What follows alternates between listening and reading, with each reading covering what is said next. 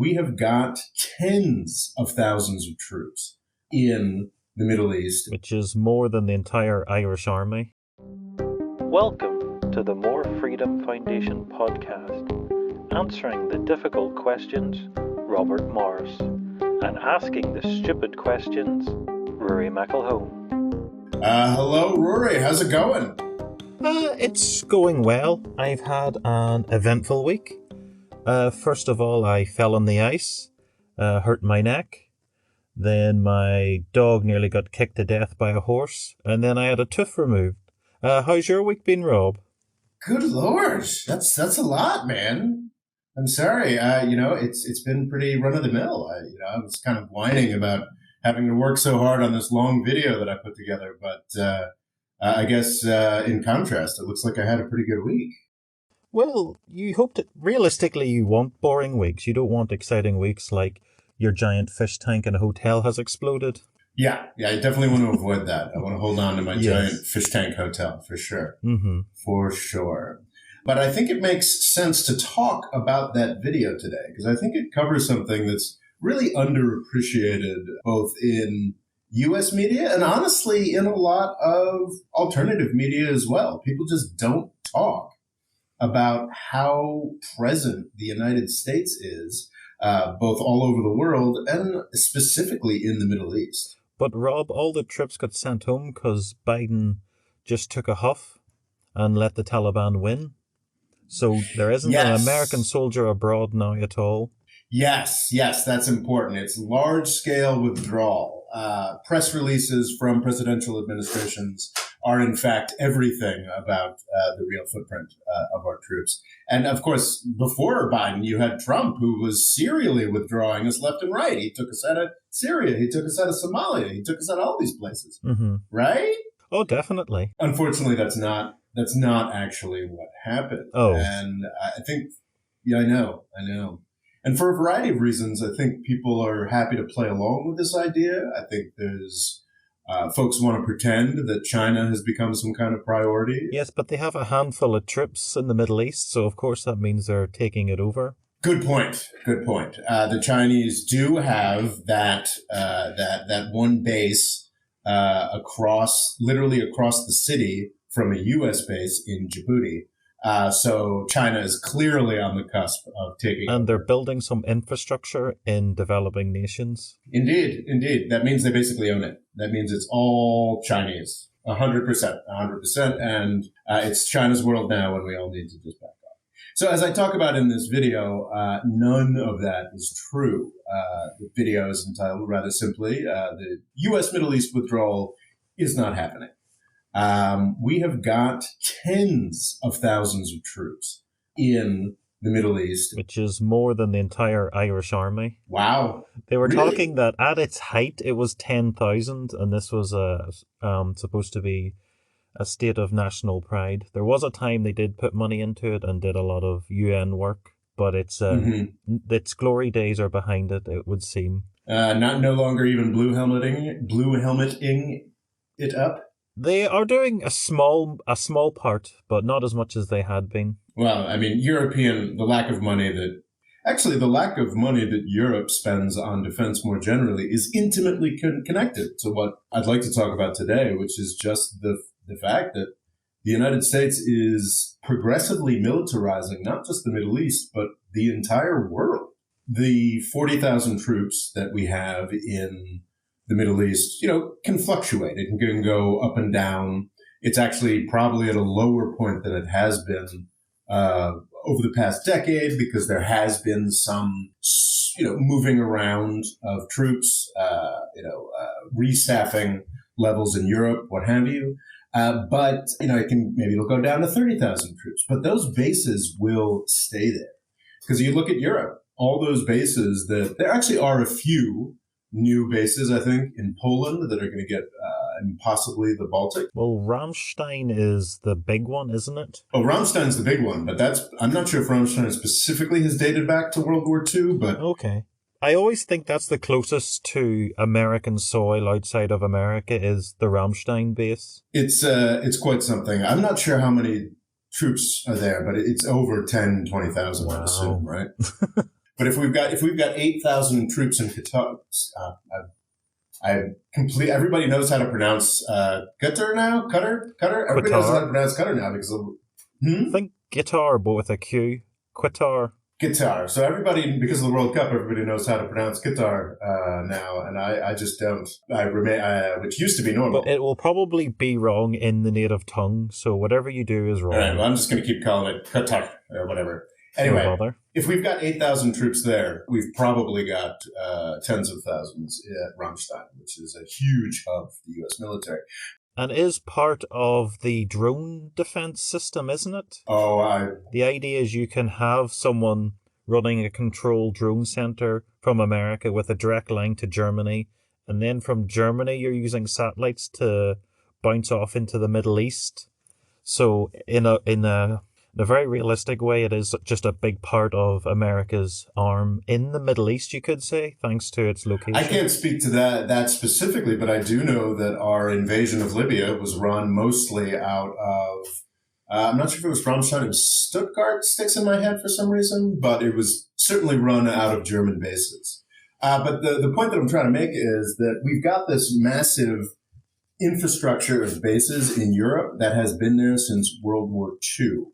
Now, thanks to the 1-2 punch of Saddam Hussein's invasion of Kuwait and 9/11, we have built up a similarly multifarious, complicated system of bases in the Middle East. And while the actual troop levels can go down, we're all the way down to 40, 50,000 troops, U.S. troops in the region, that infrastructure of bases remains there.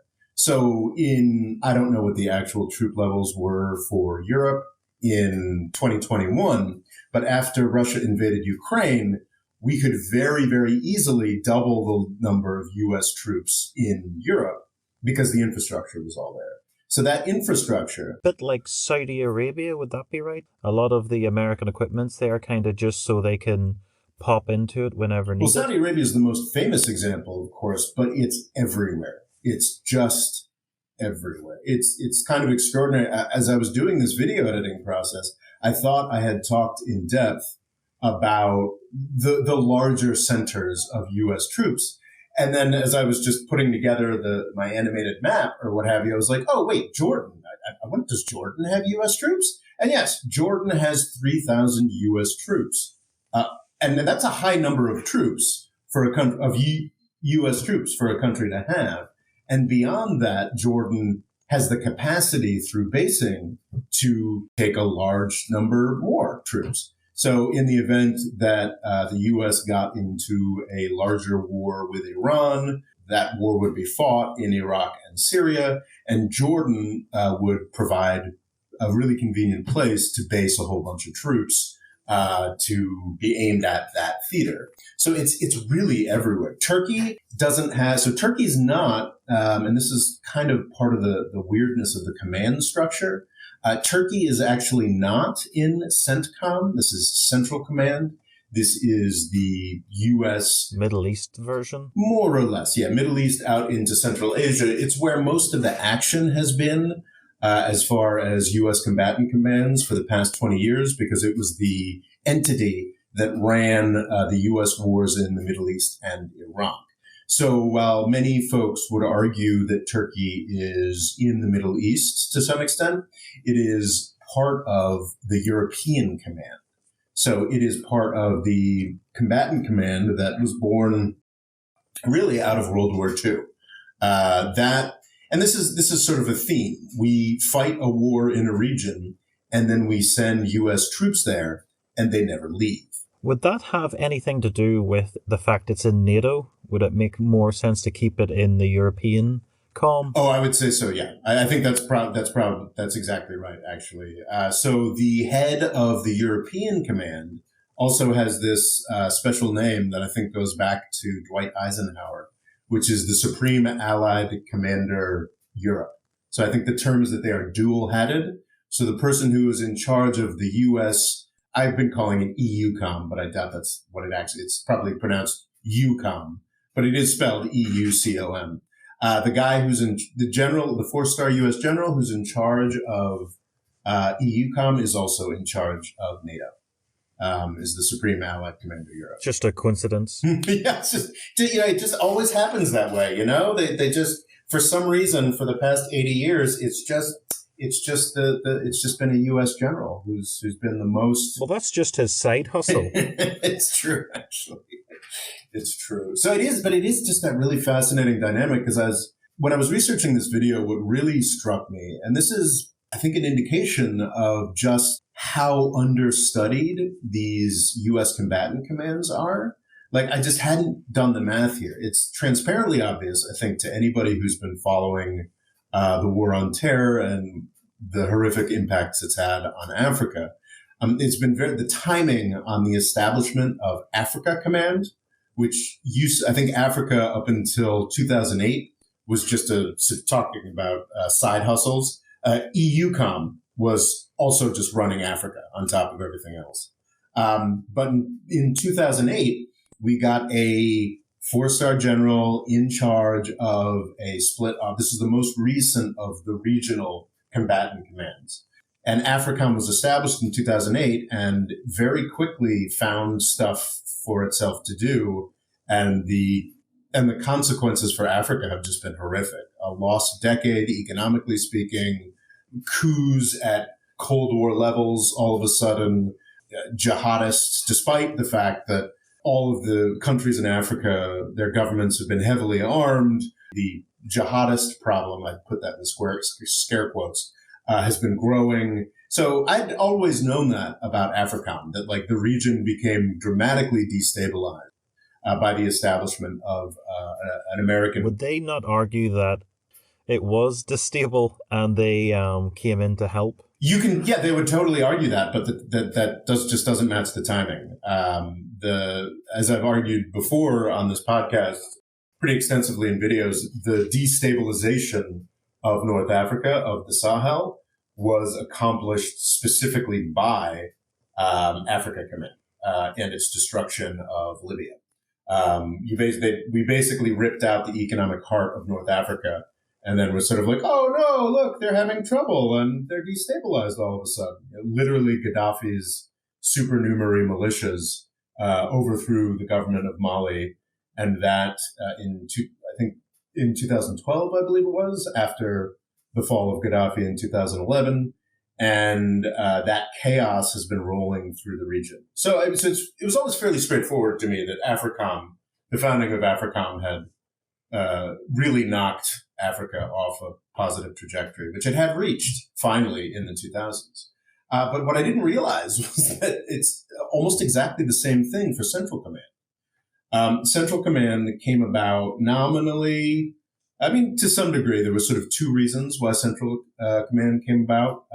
And that was, one, the Iranian Revolution in 1979 and how embarrassingly badly Jimmy Carter's October surprise went. He was going to, before the election, he was going to send in, I think it was Delta Force, to save the Iranian hostages. And it was just a incredible cluster bomb. It really, really went terribly. A bunch of guys died. They never even made it that far into Iran. CENTCOM sort of came out of that. There basically just wasn't anybody who could agree. The military branches couldn't really agree on who was going to actually make things happen here. And also, of course, the Soviet invasion of Afghanistan also had a lot to do with the founding of Central Command, because kind of ridiculously, if you look at the geography, the idea that the Soviets had jumped into Afghanistan across their border, this somehow meant they were about to be able to go marching through Pakistan and Iran to the Gulf. So this is why the predecessor to CENTCOM was established in 1979, 1980 thereabouts, and then Central Command itself was established in 1983. And what was fascinating about my research, and Rory, I'm a guy who's pretty skeptical. Do you think it's fair to say that I'm a guy who's pretty skeptical of U.S. foreign policy? Do you think it's fair to say that? Well, I think you definitely do your best to be neutral. You do give it its positive points when it can be given, but you definitely feel it could do a lot better with its immense power. Yeah, and so I'm pretty skeptical, and I honestly just in just taking a couple weeks to review, not exclusively, but largely through this amazing book called America's War for the Greater Middle East, written by I believe is an Army veteran named Andrew Basovich, who's now the head of the Quincy Institute in Washington, D.C. Can't recommend this book highly enough, but, I'm somebody who's been, to be fair, pillorying U.S. foreign policy in the region for a solid decade now. And I didn't realize just how disruptive CENTCOM had been. And really, the start of, people traditionally date the start of the horror show in the Middle East to the founding of the Islamic Republic. Sort of everything went off the rails in 1979. And absolutely, like, that has a lot to do with it. But I think another great contender for the point at which the Middle East went off the rails was the founding of Central Command, or the founding of the U.S.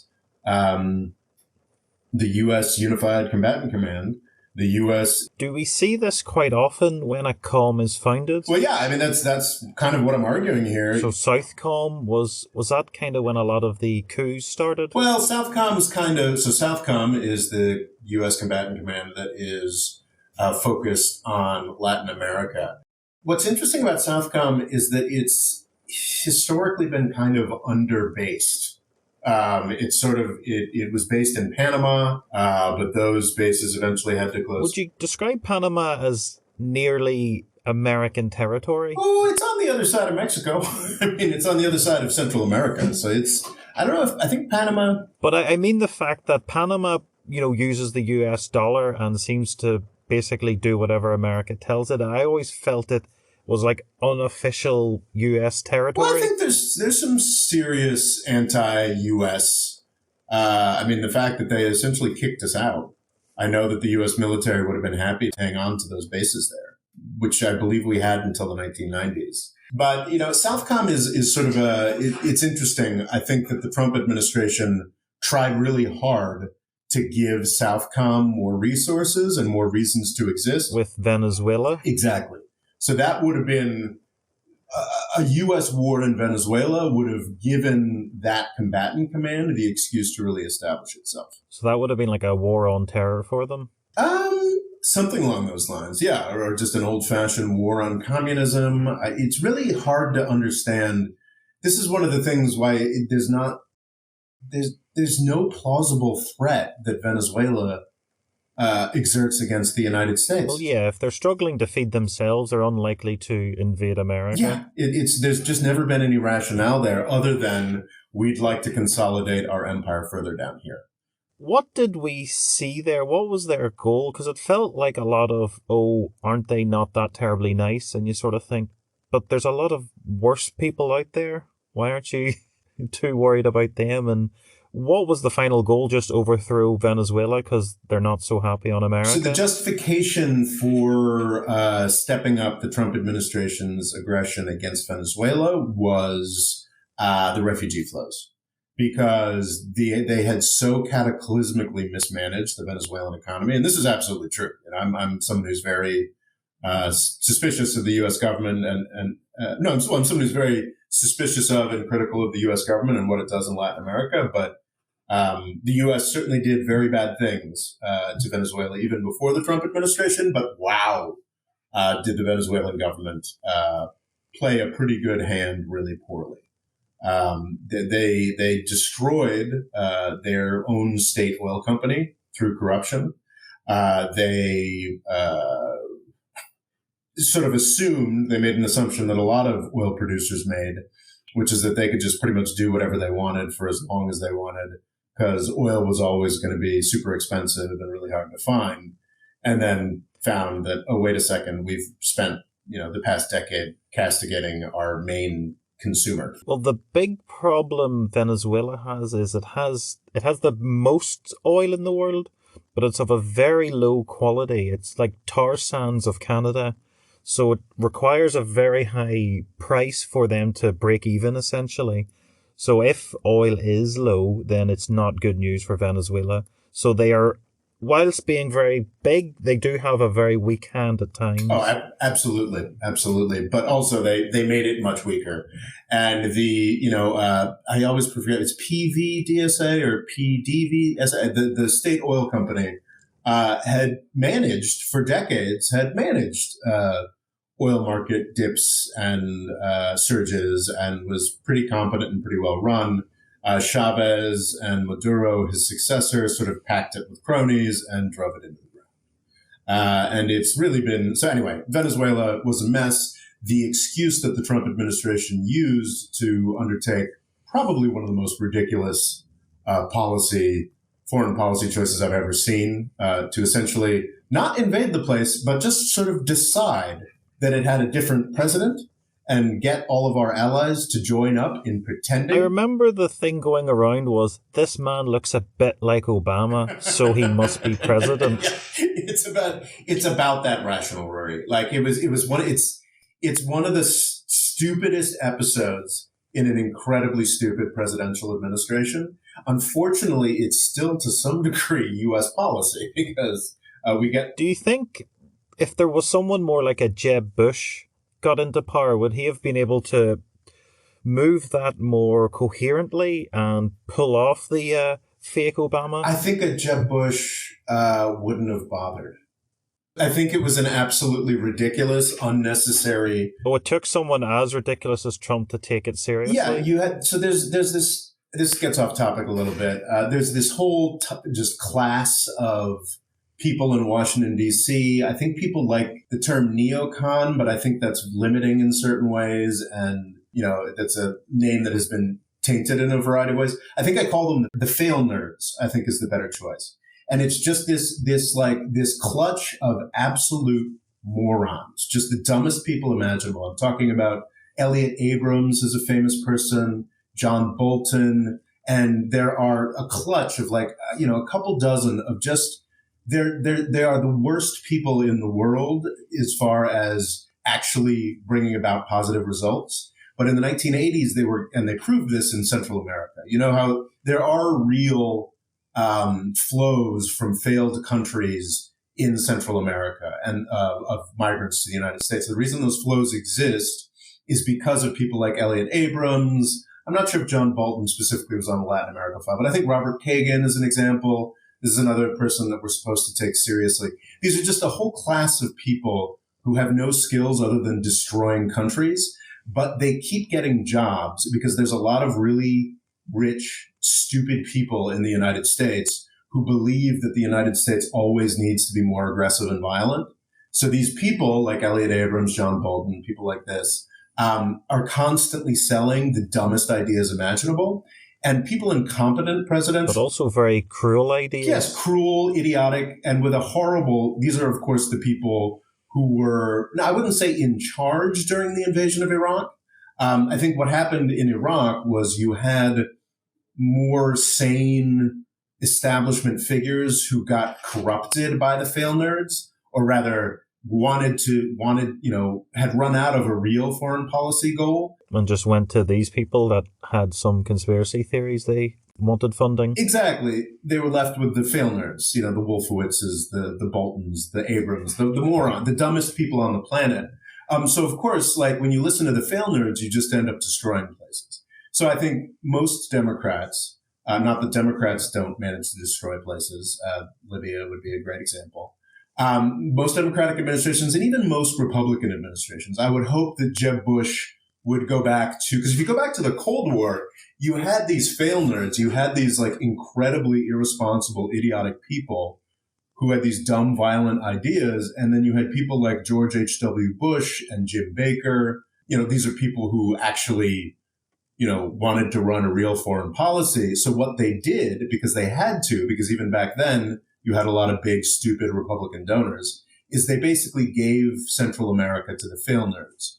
And that's what we're dealing with. Their pet project? Yeah, sure. You guys go prove how tough you can be in Central America. The result was genocide, horror, and the failed states that are currently sending their refugees to us today. Do you think America would like South America and Latin America to stay per Because there seems to be this fear, like when Japan was doing well, when the EU's doing well, when China's doing well, there's a fear of anything overtaking America. So is there not an idea of keeping them poor and keeping them in this horrific situation? I think it's very complex. Like, we obviously don't want a real rival to emerge in Latin America. We certainly don't want a China. Because the likes of Brazil, its economy works in a lot of similar ways. America has a habit of testing economic theories out and then going, oh, well, that doesn't work. Let's not do that. Well, so clearly, like Brazil, we would act if it ever looked like Brazil was getting on the same level, or Mexico was getting on something like the same level as a Russia or China. But these countries are very careful to never present that picture, to never get close to that. I mean, Mexico is largely, there's been a lot of outcry recently because AMLO is pushing against this in very, very minor ways. But Mexico, I think, quite consciously keeps itself in a state of almost demilitarization. They have a military. I mean, it's only Costa Rica that has explicitly said, we don't have a military. But Mexico, Brazil, these are not countries that are devoting tons of power to military establishment because they know that if they did that, they would risk a really outsized U.S. reaction. So I think that it's kind of an incorrect leftist trope, this idea that the United States wants Central and South America to suffer. I think what it really was is neglect. Like, we just didn't care about Central America. And like James Baker, the H.W. Bush, the folks who were running Reagan's foreign policy and then their own foreign policy for 12 years were just sort of like, here, like whatever the rich guy is, wants us to listen to these morons like Abrams and Bolton. So why don't we give them Central America? Because we literally just don't care about it. And then we'll focus on the real politics that matter in Asia and Europe. And I think that if Jeb Bush was, so it's not, I don't think there's a conscious, I just did a video about the Mexican Revolution and how badly burned the United States got when Mexico was pushed over into like a true level of like Central America chaos, Central America in the 80s chaos. This is in the 19-teens, 1920s. So I think, the United States has taken actions. Like, there's certainly a lot of negative consequences to NAFTA. And I think a lot of the benefits of NAFTA, this is the North American Free Trade Agreement, the trade deal that the United States did with Canada and Mexico. There were a lot of benefits of that deal that Mexico lost out on because we simultaneously opened up trade with China. I think on balance, the intentions and the results of NAFTA were positive for Mexico because we certainly don't want a potential rival in Latin America, but we also don't want the level of horror and instability we've got in Central America right now. We don't want refugee flows, quite simply. So there's a tension. I mean, there's a tension there. There are multiple actors with multiple agendas, but I think it's too much of a leftist oversimplification to say that the United States is consciously destroying the prospects of Latin American countries. I don't believe that's true. So, Rob, which is your favorite calm?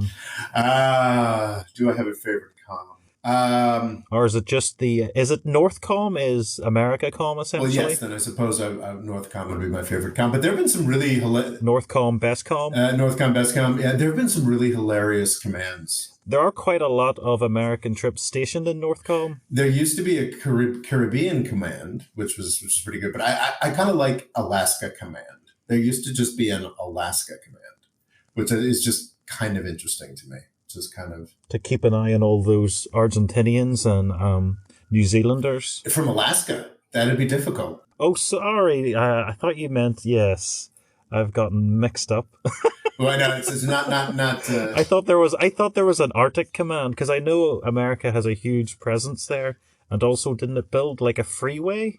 Oh, I don't know the details of that, but if you had to ask what my favorite command would be, it would probably be Alaskan Command because it just kind of struck me as an amusing thing and sort of highlights just how this system has evolved over the past most of 80 years now. The combatant commands used to be just about defense of the United States, with the key exception of the Far East Command. This is 1946 when they were established. Far East Command and Europe Command, because Those were combatant commands because that's where there were a ton of U.S. troops because of World War II. But it used to be that these commands were just about defending the United States. So it made sense that there would be a Alaska command, especially as they were sort of looking at the Japanese initially, and then sort of the Russians. But it's a throwback to a sort of a quainter time. But a simpler time. Indeed. An interesting thing about Northcom is that it actually wasn't founded until after 9/11, because the U.S. was very leery of offending, wait for it, the Canadians. Well, you can't get the Canadians upset. Well, apparently, that was, you'd think, but that was a serious concern. Probably in the 1940s, it was more a concern for the British, because back in the 1940s, the British and the Canadians still had a much stronger formal relationship. But throughout, so NORAD, which is I guess definitely still exists, but NORAD used to be, I believe, in charge to a degree of defense of North America. And NORAD is a structure that intentionally includes the Canadian military, which is kind of interesting. Is it only Canada and America, not Mexico? Yeah, that's a very good point there, Rory. That's a very good point there. So I thought it might have been like a NAFTA, but with guns. NORAD, I believe, predates NAFTA. So there is a slightly non-racist interpretation of this, which is that Canada, if you look at the world as a globe, as it exists in reality, is closer to the Soviet Union. Exactly, not as a map. Specifically, Canada is in between the United States and the Soviet Union.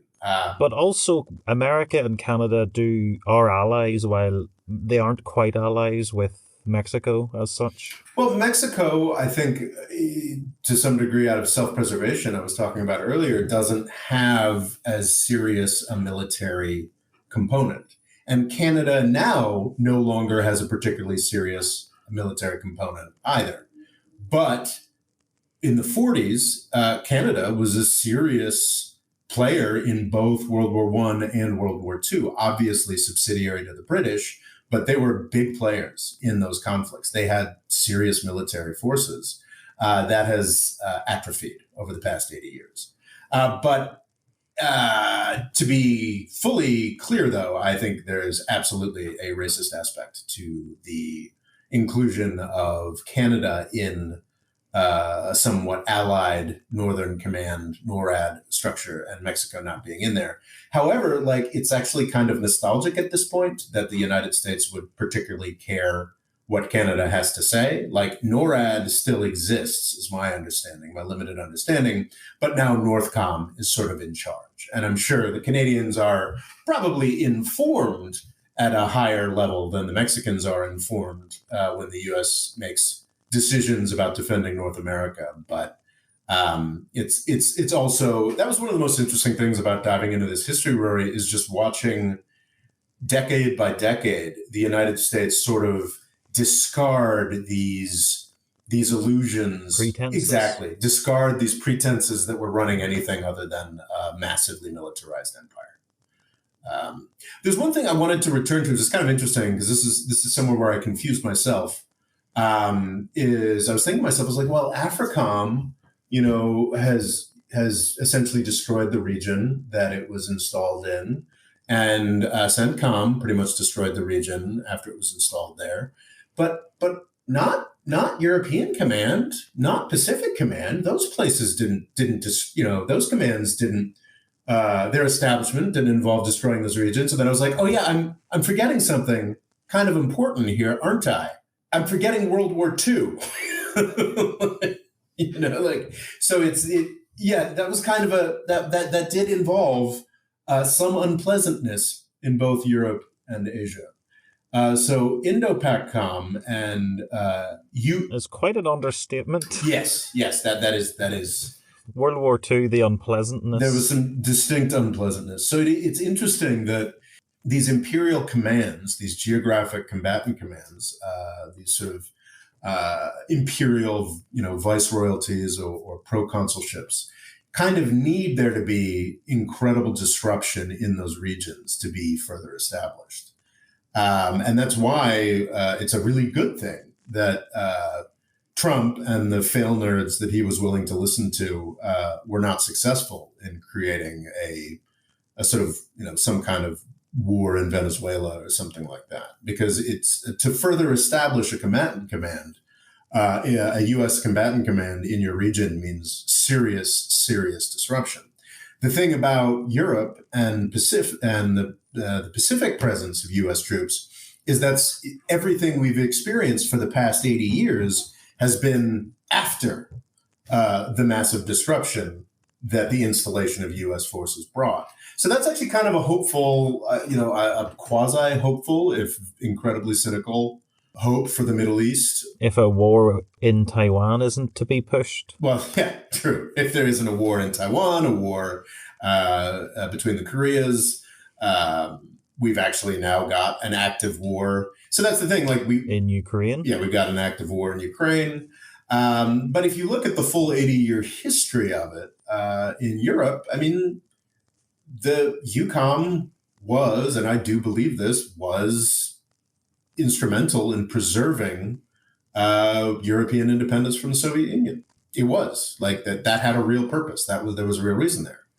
Of course, but do you think that's the problem when it doesn't have a genuine reason? It goes about trying to overthrow Venezuela or invade Iran? Absolutely. I think that's a really central problem. Is just what was it? There's not enough bad guys.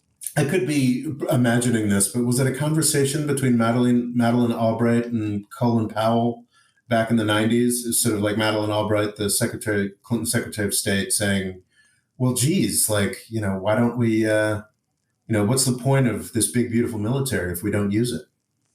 And I think... Well, I think the idea is you don't use it because there's always a fear that you don't win.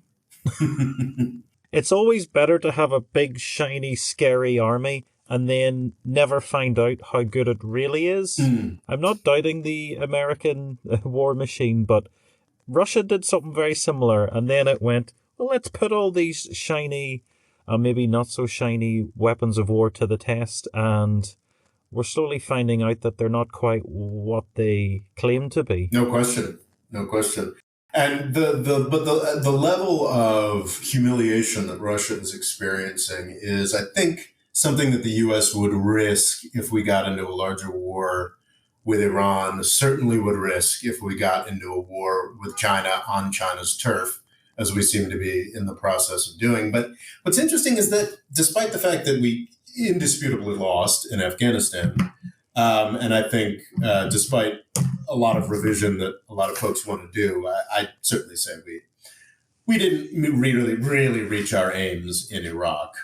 You can argue back and forth on that, but we weren't humiliated the way that Russia is being humiliated. Yes, it's also when you're fighting a war halfway around the world in a very inhospitable country is different to fighting your neighbor that you've portrayed that you could just walk all over in no time. So, but it's worth pointing out, though, is that to the extent that these institutions, these combatant commands, CENTCOM, have aspirations, the aspirations of the institutions were completely met. The conflicts in Iraq and Afghanistan, even with Iran, back in the 1980s, which is sort of an interesting detail that's probably worth mentioning. But the interest of the institution, the problem for CENTCOM is that in 1990, CENTCOM had the problem that Southcom has, which is they just didn't have anywhere. That's why the headquarters for CENTCOM is still technically in Tampa, Florida. They had no place. They had no place to be within the region that they were. And that, as I laid out in this video, has been handled. They have, a dozen bases in Kuwait. They've got the regional headquarters in Qatar. They've got the forces. They've got almost 10,000 forces in Bahrain. We've got 5,000 troops spread between UAE and Saudi Arabia. We've got 3,000 troops in Jordan. So while the United States certainly lost in Afghanistan and debatably lost in Iraq and Syria, the CENTCOM has won. CENTCOM got what it wanted. It's got That America got what it wanted out of Afghanistan, which was a way to make a load of money off government contracts and military contracts. for sure, And sadly, for sure. it got that, and then it got, it's seen money elsewhere, so it felt like time to end the cash cow. That's why I think that Iran has great cause to be incredibly grateful to Vladimir Putin because. Oh yeah, to distract them for a good couple of years. Oh yeah, because what was it, August of 2021, when the U.S. left. August of 2021, the U.S. left Afghanistan. If Putin hadn't invaded Ukraine in February of 2022, we'd probably already be at war with Iran. Wow. But we can... With Iran, you think? Oh, for sure. Because that's still... Incredible. That's still... I mean, what do you think CENTCOM's main rationale for everything it does is now? It's to be there and be ready for that big fight. And I think that with the pulling out from Afghanistan, that would have cleared the deck in a lot of ways for the United States to get more aggressive against Iran, because we have to keep that gravy train going. But Russia's invasion of Ukraine gave us a whole new and different and honestly much more lucrative gravy train. Well, yeah, you get to sell a lot of... I just find it's interesting that you'll notice a lot of other European nations make very similar weapons, but yet the American ones are household names. Well, the interesting one is so somebody on the Discord was talking about this. I'm not too familiar with the nuances of this, but it was a German guy on the Discord was talking about some degree of clearances or administrative things where it's actually easier for the Germans to purchase American fighter jets than it is for them to purchase French fighter jets, which I thought was kind of fascinating. Well, I think it's also pretty straightforward, bribery in a lot of ways. What I think is really fascinating is two linked news articles from the past couple weeks. Germany moving forward. This had already been announced, but moving forward to purchase. It's absurd. It's 10, 20, 30 F-35s. The really, really, really super expensive super plane that only occasionally blows up on the highway. They've basically got the price down to a lot of other, closer to the Eurofighter jet and the Saab jet. So the prices of the F-35 have come down massively, and it does seem to be leaps and bounds ahead of the rest. But yes, this war has really been great for sales, because everyone's went, we would love if Russia didn't invade us, so we'd like to be very well prepared for such a horrendous event. So yeah, Lockheed Martin, which I believe is the yes, builder of the F-35, has been doing very, very well. But what's fascinating about this is that Germany announced further steps on that purchase, while also announcing that the promised jacking up of their broader defense budget, which they've been promising since February. Well, actually, it's not happening in 2022. And actually, now that we look at it, it's probably not going to happen in 2023. It's going to happen by 2026, we promise. So this purchase, by purchasing U.S. weapons to these absurdly expensive U.S. weapons, in the broader scale, they actually save money because they purchase these incredibly expensive systems that the United States is invested in profiting on, or U.S. Donors to U.S. congresspeople are interested in profiting on. But at the same time, they manage to not meet their commitments, because as expensive as all those F-35s are, they are not as expensive as jacking up the German defense budget to 2% of GDP would be. So they get to neuter U.S. criticisms of that by buying really expensive U.S. kit. So I'm sure there are many people, and I know there are a lot of people in Washington, D.C. who are really, really angry that Germany, it seems like Germany is just never going to meet that 2% goal, even though they promised to up and down in February. Well, I think there is a sort of big hesitancy with the German public to militarize. Yeah, which makes sense to me. So a lot of people in Washington, D.C. can be angry about that. But if the Lockheed Martin lobbyists are happy with Germany, then, not a lot. It sort of shows just how unserious a lot of the talks about European defense procurement really are. Because why? And if you were Germany, why would you get more worried about the threat from Russia after the incredibly pitiful showing that Russia has put up over the past year? That this is not a country you need to really. I mean, and they see the Poles. Yeah, they'll be lucky to hold on to Crimea. They'll not be invading Poland. And they see the Poles arming up. Poland. If you're Poland, it makes sense. Oh yes, Poland is going all at it. And Germany's like, well, Poland's in between. So if Russia were somehow to be that impressive or capable of invading countries, they'd have to get to Poland first, which would give Germany plenty of time to rearm. Which I also think the Poles would quite like to annihilate Russia. Yes. Here's hoping that something like that never happens. I see speaking of arming up, have you seen they purchased some South Korean tanks? And I think the order took about a month, which is just outstanding. But that's pretty extraordinary. As compared to who did the U.S. just sell? Was it the Czechs or something? The U.S. No, it was the Poles, I think, as well. The U.S. sold 100 tanks to Poland, but they'll be there in 3 years, and it's going to cost $4 billion or something along those lines. As long as Poland keeps buying enough to keep the Lockheed Martin lobby happy, they can buy from South Korea. True. That is a true thing. Remember when Turkey bought some stuff from Russia and it caused a big hoo-ha? It's a hoo-ha that's ongoing, and I don't think the Turkish government really realizes that that's probably more important to the U.S. government than any democratic backsliding or authoritarianism or ISIS arming that Erdogan might do. It's you don't buy stuff that makes it harder for you to buy U.S. stuff, and that's what the S-400 purchases were for Turkey. The combatant commanders. What sort of benefits are in it for them? So I read this book. I'm not entirely certain that this is still the case. But I read a book about the combatant commanders in the 1990s by Dana Priest, who is a very well-regarded Washington Post reporter. And it was fascinating because her descriptions of these combatant commanders, even back in the 90s, this is when, in the 1990s, when U.S. defense budgets were like a quarter of what they are today, or maybe that's an exaggeration. Actually, no, probably not too much. A third, a quarter to a third of what they are today. Even back then, these combatant commanders were traveling around the world as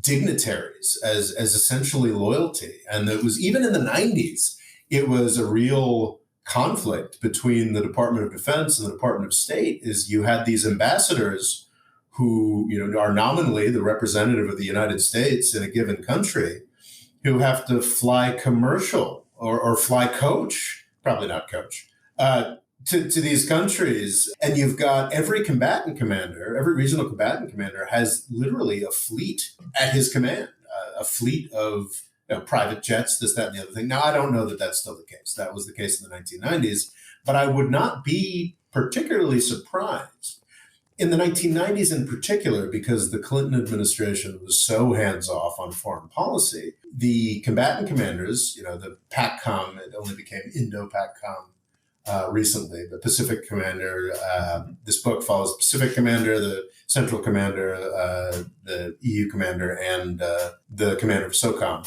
the Latin American branch. And yet they just, they had their fleets of planes. They essentially were making foreign policy for the United States.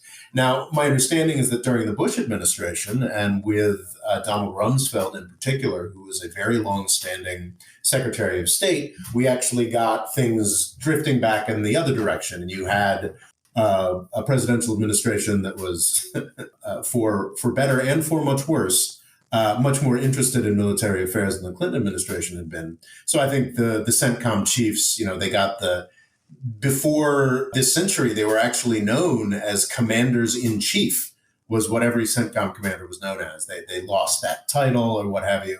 And I know that they all lost some privileges during the Bush administration and the Obama administration. During the Trump administration, Trump and his lovely generals, they were completely set free to pretty much do whatever the heck they wanted, including incredibly irresponsible things like, oh, I don't know, kill the second most powerful figure in the Iranian government. There's disputes over whether he was I've gotten pushback from calling him Qasem Soleimani the second most important figure in the Iranian government before, but he definitely wasn't the second least important man in the country. That's for damn sure. So it goes back and forth, and especially when you take the long view, maybe the commanders of these central commands aren't as powerful or gods walking the earth as they were in the 1990s. But the trajectory... You don't want to get on the wrong side of them. Certainly not. But the trajectory, as we look out, as the decades wear on, because these combatant commands aren't going anywhere, the trajectory is towards more power accumulating to these guys, more resources accumulating to these combatant commands, all of these combatant commands consolidating their level of basing, their level of mission creep. And I really do think, I kind of joke in the video, are these names CENTCOM, SOCOM, are they going to be, as important, 1,000 years from now as names like Africa and Asia are today, which were Roman imperial jurisdictions? But I think the chances of it going that far are pretty slim. We'll probably have a nuclear holocaust before that. But I think that something to look forward to. Yeah, exactly. But I think that the significance of these combatant commands is really, really underestimated. And I think that significance is just going to continue to grow. But is that not something that they absolutely want? They don't want their face plastered and scrutinized every week. Exactly. They don't want. And I think that was probably part of Rumsfeld's pushing back against these institutions a little bit in the early part of the century, was that, well, you've got a Washington Post reporter writing a book about how these people are gods walking the earth. We should probably dial it back a little bit. But none of the pressures of militarization of U.S. foreign policy or expansion of the defense budget, none of these have been reined in at all. So I think as the decades wear on, these figures are going to become more and more powerful. And I think that it's important to just pay attention, just have some basic awareness of these institutions because they're important. And it's a good time to announce that we'll be making baseball cards of them all so you can collect them and understand each and every one of them. Exactly. Baseball cards, and with a special NFT component will enter you in a... And maybe top trumps. Indeed. That will enter you in a raffle to have dinner with... Do you get the feeling they're competitive with each other? They're like, oh, I was able to start a coup this year and you did nothing. Well, see, I don't think these are sinister figures. I think these are figures who really believe in their missions, believe that they're doing good things for the country, and just don't understand that the tool set that they have automatically leads to bad things. Like, we really, really shouldn't have our Africa policy being run by military figures. We know what that leads to since the founding of... If you have a hammer, every problem looks like a nail. Exactly. I mean, AFRICOM, it's appalling. I think over the past, I don't know what the exact figures are, but over the past 18 months, there's been 6 military coups in the Sahel. The Sahel, of course, being the region that France and the United States have spent the past decade, really, really helping their militaries become stronger. And instead of actually ending the various jihadist insurgent threats, they've mostly just contributed to military coups. I mean, 6 coups in the Sahel over 18 months, that is Cold War level. That's really, really horrifying. And I don't think these combatant commanders are bad guys. I think that they just don't really understand what it is that and I think a lot of them do, actually. Jim Mattis, who is not a figure that I idolize the way a lot of other people do. This is a guy who was the CENTCOM commander and then became Trump's first Secretary of Defense, a really idolized figure. But this is a guy who's as serious a soldier as you can imagine, all about lethality and whatnot. And he said, God damn it, we need more money for the State Department. We need more money for American diplomacy. The military should not be doing this. And I think if you'd ask a lot of these central commanders, they'd be saying that and will tell you that we need more diplomacy for the United States. But also their incentives are, of course, to make their own fiefdoms more powerful. So yeah, I don't think these, I get pushback for this for some reason when I say this in shorts. Like, I don't think any of these folks are evil or sinister in their motivations. But they just have absolute power at their disposal. Exactly. And I just think that these institutions have this weight that does have evil effects. And needs to have more checks, balances, and transparency. All of those things, right? All of those things. If only America had more freedom. Right. That's a good way to end, I think, right? The More Freedom Foundation is also available on YouTube and TikTok. Rob's Twitter is RobOLaw, and he's also written a book called Avoiding the British Empire: What It Was and How the US Can Do Better. And music provided by Kevin MacLeod. It was